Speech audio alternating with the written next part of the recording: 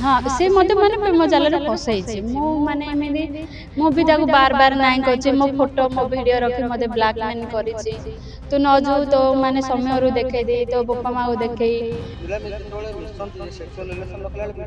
हाँ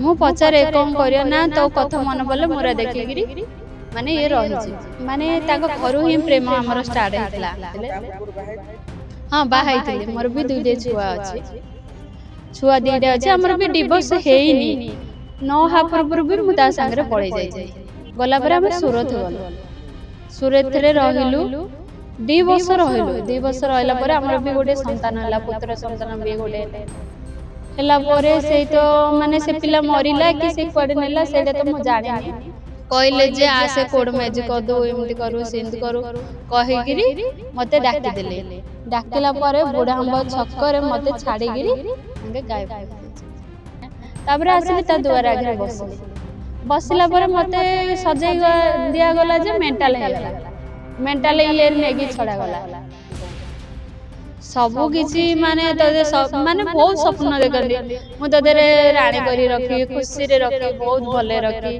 तते एमिति करी जे तू जिंदी तोर किछि की सबु किछि भूली जु माने बहुत टॉर्चर करले माने बाडेले माने जोड़ा भी कोइले रागिले सबु कथा रे माने बिहेव करले फोटो वीडियो भी रखिकी कहले तो हस्बैंड को छाड़ी तो माने तो परिवार को देखई इन कही कहीकि मो भौणी रे मैरिज काली होता मु आज ता संगे पड़े जाऊँ माने तार मोर मिलामिशा आउ तार मोर जहाँ जहाँ करिछु सब टाटा पकाउछि मो ना सुनीता बेहरा हमर सुना बोली मु गोटे गुंठुपड़ा पो संगे जाइथिली गला परे आमर भी प्रेम माने ताको घरु ही प्रेम आमर स्टार्ट होइतिला माने जेतोले से पो को ये कली आम घर ही तार आम माँ महापुर रखी तो मु जाइली गला आमर से प्रेम स्टार्ट होता है मत कही आओ मो तुमको बहुत खुशी रखी भले रखी एमती कर बहुत कथा मत स्वप्न देखे हाँ बाहर मोर भी दुईटे छुआ अच्छी छुआ दीटा अच्छे आमर भी डिवोर्स हैनी न हा पूर्व भी मुझे सांगे पड़े जाइली जापर से कौन करी मत नेला 2 वर्ष हाँ से मत माने प्रेम जाल फसई मु माने एमती मु भी बार बार नाई कर मो फोटो मो वीडियो रखी मत ब्लैकमेल कर तू न जो तो माने समय रू देखे दे तो बापा माँ को देखे मत ब्लैकमेल कर मु जाइली ता संगे जापर मु जाइची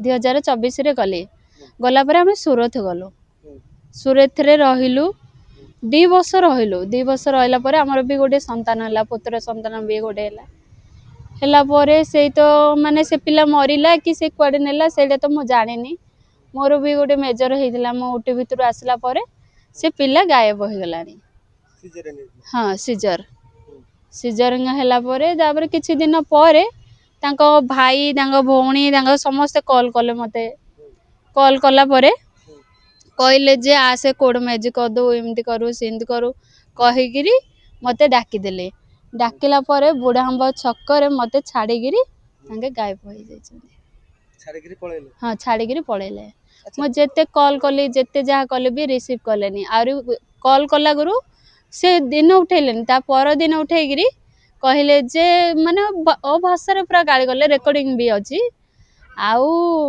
गाड़ी गले तापर मुझे घर भी कॉल कली ता माँ बापा भी कहले आमे तोते आउ ये करूनु से करूनु तू जुआड़े जाऊँ जा केते टंका दरकार कह आमे दे दऊ तोते एमती कहीकि मते फोन काटिदेले मु पुणी आ से बालसाई फांडिकी गली फांड्रे भी केस कली सेडे भी किए सुनलेनी बोईरानी थाना भी केस कली सेडे भी किए रिसीव नेलेनी छतरपुर भी जाइली छतरपुर भी किए कलेनी किछि ना तापर आसिले ता दुआर आगे बसले बसला पर मते सजाई दिया गला जे मेंटल हे गला मेंटल इयर नेगी छड़ा गला पर मु से माने हमर गोटे संपर्क डाकिगिरी मु सेडे बाहर गिरी आसे हाँ हाँ अच्छा आपनकर जो प्रथमे आपन विवाह करथिले हाँ प्रथमे आपनकर विवाह केबे हेतिला सेतलो 2017 बाहा हेतिले 2017 ହଁ ଆପଣଙ୍କୁ କେତେ ବୟସ ହେଇଥିଲା? ମୋତେ ସେତେବେଳେ ହେଇଥିଲା 17 ବର୍ଷ। 17 ବର୍ଷରୁ ପ୍ରଥମ ବିବାହ ହଁ କରିଥିଲେ। ବାହା ହେଇଥିଲି। ଆପଣଙ୍କ ସ୍ୱାମୀଙ୍କୁ କେତେ ବୟସ ହେଇଥିଲା?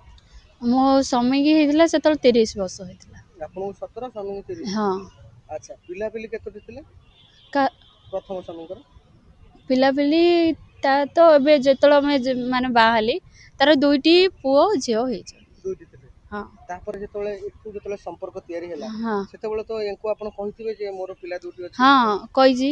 କହିଲା ପରେ ତାଙ୍କେ ବି କହିଲେ ପିଲା 2ଟା ଅଛି, ମୁଁ ସବୁ ରିକ୍ସ ନେବି।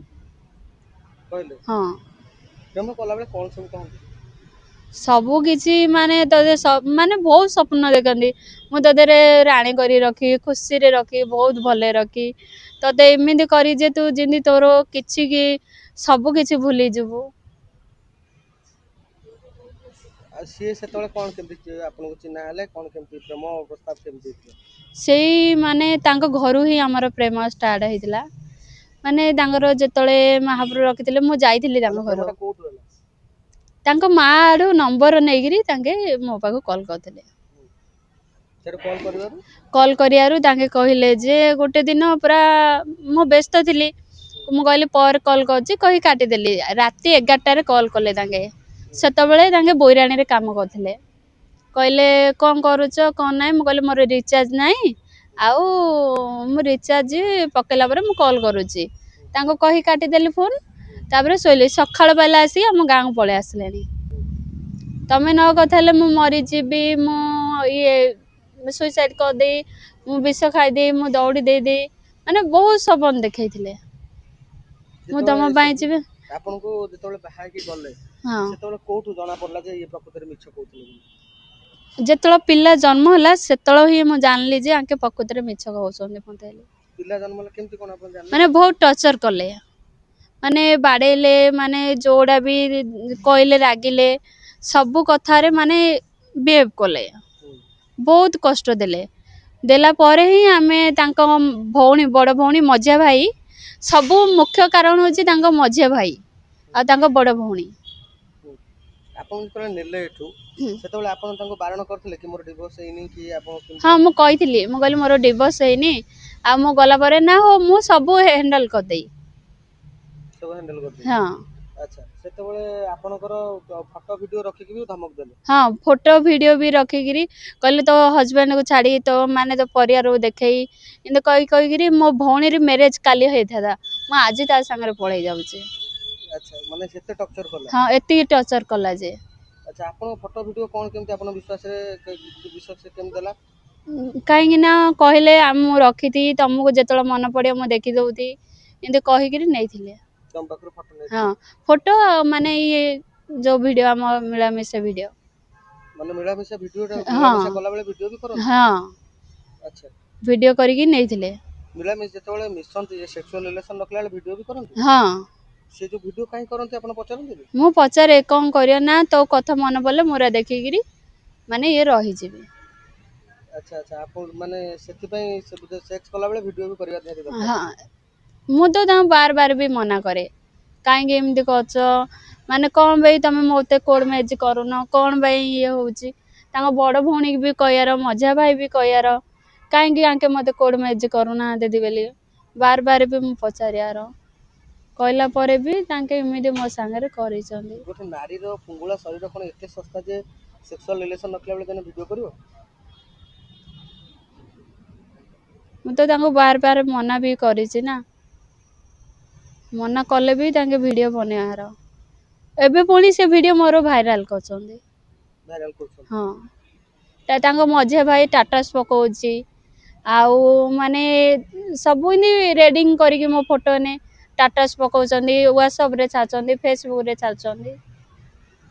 ଏମିତି କଣ ଗୋଟେ ଝିଅକୁ ଯୋଉ କରିବାଟା କଣ ଠିକ? ଆଚ୍ଛା, ଏଇ ସବୁ ଯୋଉ କରୁଛନ୍ତି ଆପଣ କେହି ପ୍ରତିବାଦ କରୁନାହାନ୍ତି? ମୁଁ କରିଥିଲି, ଥାନାରେ ବି ଜଣେଇଥିଲି ମତେ ଏମିତି ଟର୍ଚର କରାହଉଛି। ମାନେ କିଛି ବି ମାନେ ତାଙ୍କ ଘର ସହିତ ତାଙ୍କେ କଣ ନାଞ୍ଚ ଖାଇଛନ୍ତି କଣ କରିଛନ୍ତି ସେଇଟା ତ ମୁଁ ଜାଣିନି। କିନ୍ତୁ ତାଙ୍କ ଘରକୁ ମାନେ କାହିଁକି ରେଗୁଲାର ପ୍ରେସର ଆପଣଙ୍କର ପକଉନାହାନ୍ତି? ଫୁଙ୍ଗୁଳା ଦେହରେ ଷ୍ଟାଟସ ପଡୁଛି? ସବୁଦିନେ ଏବେ ଯେବେଠୁ ସେଇ ଛାଡିକିରି ଗଲା ଏବେ ଗୋଟେ 7 ଦିନ ହେଲା ସେମିତି ଟାଟାସ ପକଉଛନ୍ତି। ମାନେ କଣ ଷ୍ଟାଟସ ରେ ପଡୁଛି? ମାନେ ତାର ମୋର ମିଳାମିଶା ଆଉ ତାର ମୋର ଯାହା ଯାହା କରିଛୁ ସବୁ ଟାଟାସ ପକଉଛି। ठीक अच्छे ଏବେ ଆପଣ କଣ ଚାହୁଁଛନ୍ତି ତ?